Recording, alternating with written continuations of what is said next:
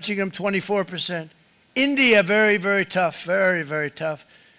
The prime minister just left, and he's a great friend of mine, but I said, you're a friend of mine, but you're not treating us right. They charge us 52%. You have to understand, we charge them almost nothing for years and years and decades, and it was only 7 years ago when I came in, we started with China and charged them. We took in hundreds of billions of dollars from China in tariffs, and they understood, honestly. नमस्कार, मैं कादम्बरी शर्मा हूं आपके साथ। Donald Trump जिस बारे में लगातार बात कर रहे थे रेसिप्रोकल टैरिफ की, वो उन्होंने कर दिया है। उन्होंने वहां पर व्हाइट हाउस में अपने कैबिनेट की मौजूदगी में, कई जो फार्मर हैं, जो किसान हैं वहां के, उनकी मौजूदगी में, ऑटो फैक्ट्रीज में वर्कर्स हैं उनकी मौजूदगी में ऐलान कर दिया कि वो देशों पर, जो वर्स्ट ऑफेंडर देश है उनके मुताबिक, उनके ऊपर वो डिस्काउंटेड रेसिप्रोकल टैरिफ लगा रहे हैं। कई देश इसकी जद में आए हैं और अच्छी खासी टैरिफ्स उनके ऊपर लगी हैं। भारत के बारे में उनका दावा है कि भारत अमेरिकी जो सामान है उस पर करीब 52% टैरिफ लगाता है, तो उसके जवाब में डिस्काउंटेड टैरिफ जो उन्होंने भारत पर लगाया है वो है 26% का। लेकिन राहत की बात ये रही है कि फार्मा प्रोडक्ट्स जो हैं, जो दवाइयाँ कई प्रकार की जाती हैं, फार्मा के और सामान जो जाते हैं, उसको उन्होंने इस टैरिफ से अलग रखा है, उसको छूट दे रखी है इससे।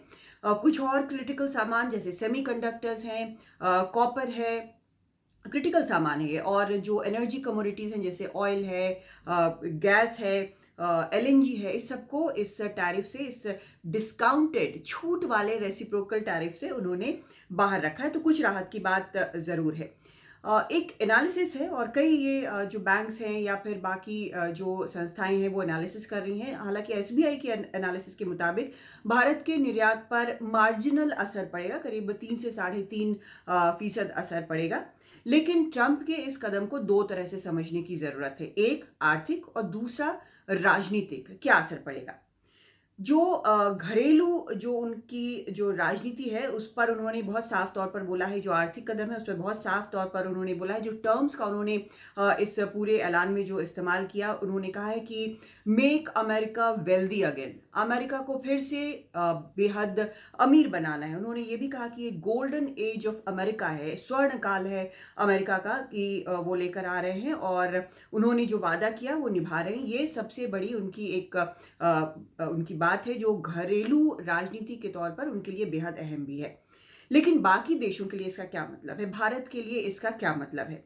अर्थशास्त्री फौरी तौर पर आपको बताएंगे कि बाकी कई देशों के मुकाबले भारत पर टैरिफ कम लगा है और भारत जो है तुलनात्मक तौर पर एक बेहतर स्थिति में है। भारत से जो फार्मा के निर्यात हैं उस पर तो असर नहीं पड़ेगा, लेकिन जो क्षेत्रीय राइवल हैं, जो रीजनल राइवल हैं भारत के, जो कॉम्पिटिटर्स हैं जैसे चीन हो या वियतनाम हो, उन पर भारत से ज़्यादा टैरिफ लगा है और भारत के पास ये कहीं ना कहीं जगह है कि अपने एक्सपोर्ट्स को तब भी वो बढ़ा सकता है और इसलिए ये थोड़ा सा अपने पक्ष में है। ये टैरिफ जो हैं, जो बाकियों पर ज़्यादा हैं, वो भारत को इसका मौका देते हैं। दूसरी तरफ ये समझने की ज़रूरत है कि ये जो टैरिफ लगे हैं वो कोई स्थायी टैरिफ नहीं है, ये कोई अनंत काल के लिए टैरिफ नहीं लगे हैं, इनमें बदलाव भी आ सकते हैं। बदलाव कैसे आ सकते हैं? तो एक तरफ हमने ये देखा है कि भारत जो है वो लगातार ट्रेड टॉक्स कर रहा है। जल्द ही उम्मीद है कि 2025 में ही इस पर एक डील फाइनल हो जाएगी और उसके बाद इन टैरिफ्स में फ़र्क आएगा। हो सकता है, बहुत ज़्यादा संभावना है कि ये कम होंगे। इसी कारण आप देखेंगे कि कोई भी जो सरकार का मंत्री है इस पर कोई भी सख्त टिप्पणी इस तरह की टैरिफ्स पर अभी तक हमने नहीं देखी है। इसके अलावा भारत ने पिछले बजट में हमने देखा था कि किस तरह से कुछ जो सामान है, खासकर हार्ले डेविडसन का नाम बार बार लेते हैं डोनाल्ड ट्रंप, तो उसके जैसी बाइक्स पर भारत ने टैरिफ काफ़ी कम किया था।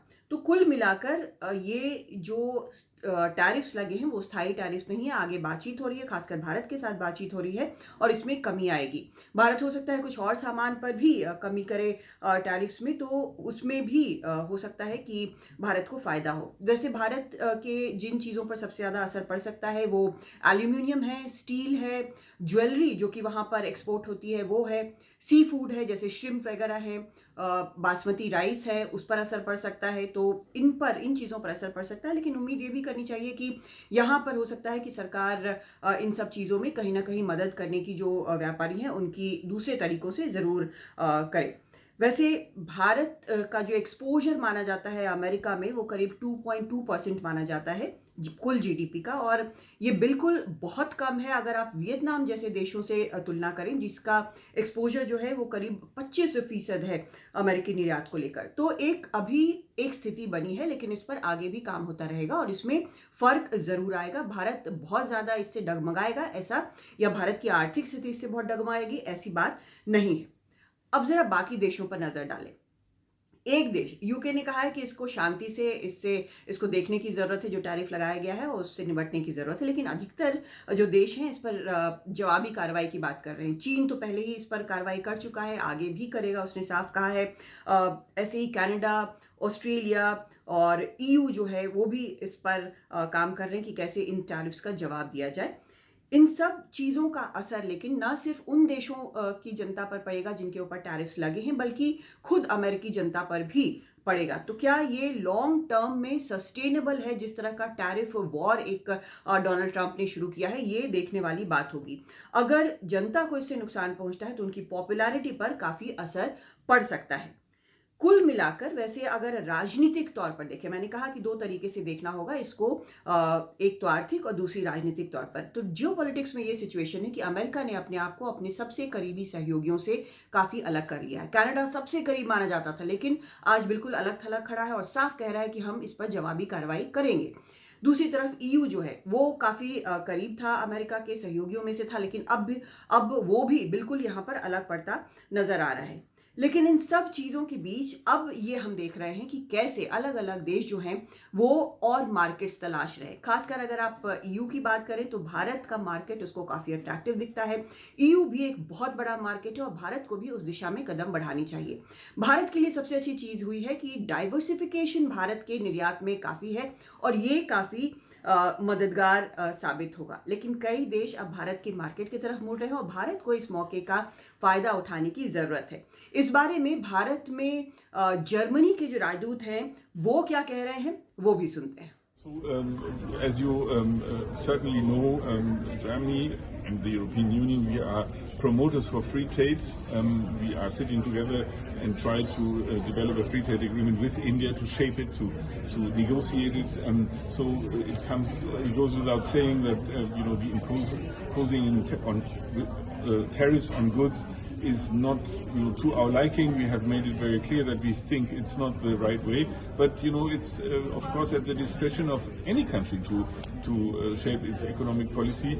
I don't foresee this as a great success in trade policy, international trade policy, but I think the good reaction is or the right reaction is to when big markets, India is one, European Union is one, sit together and try to reduce tariffs, as it is done in the free trade agreement. So I would say time is high, time is good to develop the free trade agreement and to shape it and to negotiate it as quickly as possible between India and the EU.